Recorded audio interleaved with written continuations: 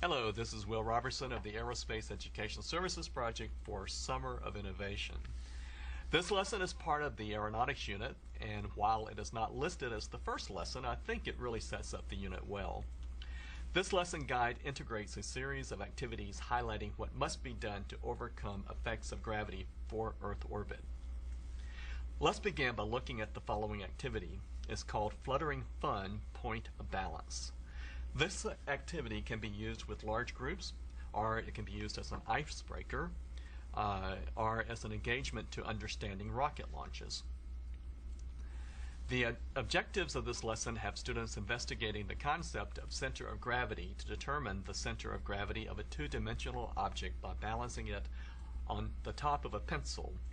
They will also change the center of gravity of a two-dimensional object by adding paper clips and balancing it on the top of a pencil. This lesson comes from the NASA Y files, the case of the Challenging Flight Educator Guide. You will need the following materials. You may want to include different types of paper and different types of clips.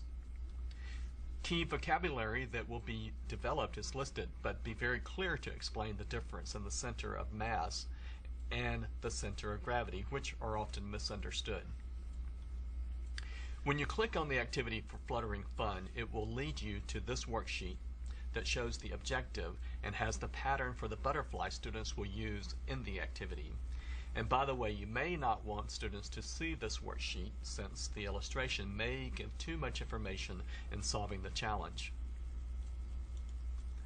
Try this out before you have students do the activity. You can have students experiment with different types of paper and different types of paper clips. You should also see what happens if you alter the wings. To conserve paper, you may want to have the pattern on a separate master, and there are 8 patterns on one sheet. Students many times have misconceptions understanding the difference between the center of mass and the center of gravity. One of the resources at the end of this video will be helpful in understanding the relationship between gravity and orbit. The suggested sequence starts by introducing students to the concept of balance and then applies it to rocket launches. You can find further additional resources by going to the Exploring the Extreme Educator Guide, where you can find the center of gravity using rulers, plumb lines, and changing the center of gravity using momentum. Popular toys such as this bird use the concept of center of mass as a discrepant event to capture interest. Have your students explain how the butterfly balances on the pencil. You might want to have students understand how a fulcrum works. They can find the balance point by placing an object on a table edge or a fulcrum to find the balance point. How do you find the center of gravity on an asymmetrical object?